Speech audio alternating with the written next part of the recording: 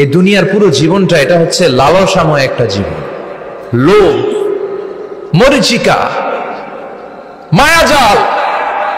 এই মায়াজালে আমরা আটকে আছি, ফলে মৃত্যুর কথা আমরা ভুলে গিয়েছি। পাগলের মতো ছুটছি, আরো টাকা লাগবে, আরো খ্যাতি লাগবে, আরো যশ লাগবে, আরো দাপট লাগবে। আমার এত টাকা দিয়ে কি হবে, এত সম্পদ দিয়ে কি হবে, এত ব্যস্ততা দিয়ে কি হবে তোমার? স্টপ, থামুন, অনেক হয়েছে। আম্মা থামুন, take a rest, take a breath and think about death. Think that you have to go back to your Lord.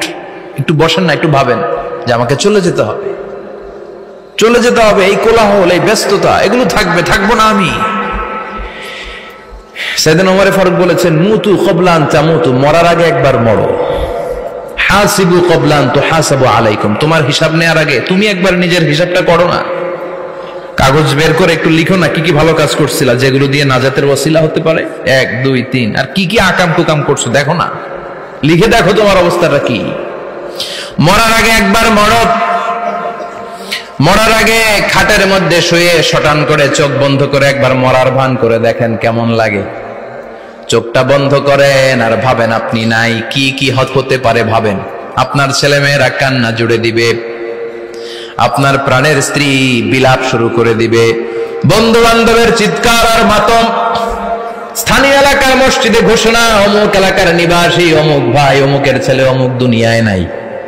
সব আত্মীয়রা চলে আসবে, ফেসবুকে স্ট্যাটাস দেয়া হবে, সবাই সবাইকে জানাবে বিকাল 4টায় অমুক হাই স্কুল ময়দানে আপনার জানাজা। ছুটে আসবে, সবাই ছুটে আসবে আপনাকে শেষ বিদায় দিতে, গুড বাই জানানোর জন্য, আল ওয়াদা, বিদায় জানাতে আসবে সবাই।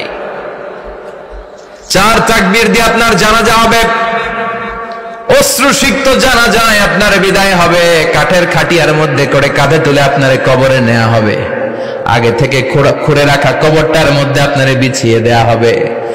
বাঁশের কচি দিয়ে তার উপরে মাটির চাপা দিয়ে সব চলে যাবে।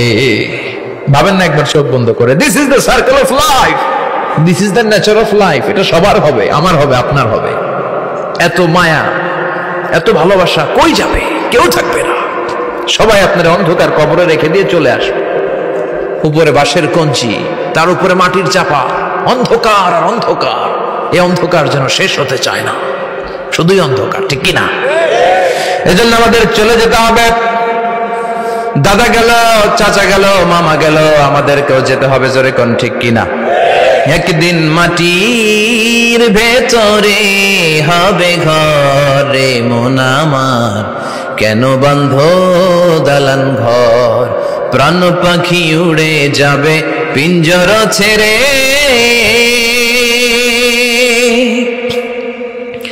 ধরা ধামে সবই রবে, তুমি যাবে চলে। বন্ধু বান্ধব যত, মাতা পিতা যারা সুত, সবই হবে তোমার পরে। মন আমার কেন বন্ধ দালান ঘর, একদিন মাটির ভেতরে হবে ঘরে মন আমার, কেন বন্ধ দালান ঘর, ঠিক কিনা? সব করে থাকবে, চলে যেতে হবে আমাদেরকে। এজন্য আখিরাতের কথা যেন আমাদের স্মরণ হয়। বিষ্ণুই বলতেন, নাহাইতুকুমান জিয়ারাতিল কবুর, আমি তোমাদেরকে কবর জিয়ারত করতে আগে নিষেধ করতাম, কিন্তু এখন নিষেধাজ্ঞা প্রত্যাহার করে নিলাম। এখন সব সময় তোমরা কবরের সামনে যাবা আর জিয়ারত করবা। কবরস্থানে জানতো বড়ুয়া কৃষ্ণপুরের এই গ্রামের কবরস্থান আছে কোন দিকে? পূর্ব দিকে আছে, গোখরার জলের ওদিকে। যান আপনারা, একটু যাবেন, একটু গেলে আখিরাতের কথাটা স্মরণ হবে। ওখানে ছোট শিশুরা শুয়ে আছে, কিশোর যুবকরা আছে, আপনার মতো তাগড়া যুবক, মুরব্বীরা আছে। এরা এই এলাকায় থাকতো, এরা আকাশ থেকে নেমে আসে না, এই এলাকার সন্তান আজ নাই। একটা সার্টেন পিরিয়ড শেষে আপনিও থাকবেন না। This is the nature of life, this is the circle of life. ছোট্ট শিশু হয়ে এসেছিলেন, শৈশব, কৈশোর, যৌবন, প্রৌঢ়ত্ব। আগে ছিলেন সিঙ্গেল, বিয়ে করে হয়ে গেলেন ডবল। এরপরে আল্লাহ আপনাকে একটা মেয়ে দিল, এরপরে মেয়েকে বিয়ে দিয়ে শ্বশুর হলেন, এরপরে ওই মেয়ের ঘরে সন্তান হতে নানা হলেন। আর কতদিন? অনেক দিন হলো তো, অনেক লম্বা সময় পেয়েছেন আপনি। Think about death. এবার যাওয়ার কথা ভাবেন। আখিরাতের সামানের কথা ভাবেন, ফিরে যেতে হবে। কি শক্তিশালী যুবক, বার্ধক্য চলে আসলে লাঠি ছাড়া চলতে পারে না। কুচকুচে কালো দাড়ি সাদা হয়ে যায়, দাড়ির শুভ্রতা, বয়সের ভার, রং ধরা যৌবন জং ধরে শেষ, ঠিক কিনা? This is the circle of life. যুবক ভাইরা, এটাই জীবন, চলে যেতে হবে, কেউ থাকতে পারবে না, ঠিক কিনা? এটা রিমাইন্ডার আল্লাহ এই সূরার ভেতরে দিয়েছেন যে তোমাদেরকে ফিরে যেতে হবে, এই লোভ লালসা ছেড়ে দাও। রব্বুল আলামিন বলেন, আলহাকুমুত তাকাসুর হাত্তা যুরতুমুল মাকাবির। ও গোলাম, দুনিয়ার সম্পদ, লোভ লালসা তোদেরকে পাগল বানিয়ে দিয়েছে। এই লোভ পাগলামি কোনোদিন তোদের থামবে না যতদিন না তোরা কবরে ঢুকবি, ঠিক কিনা? কার কথা? আল্লাহ বললেন, দুনিয়ার সম্পদ আর লোভ আর মোহে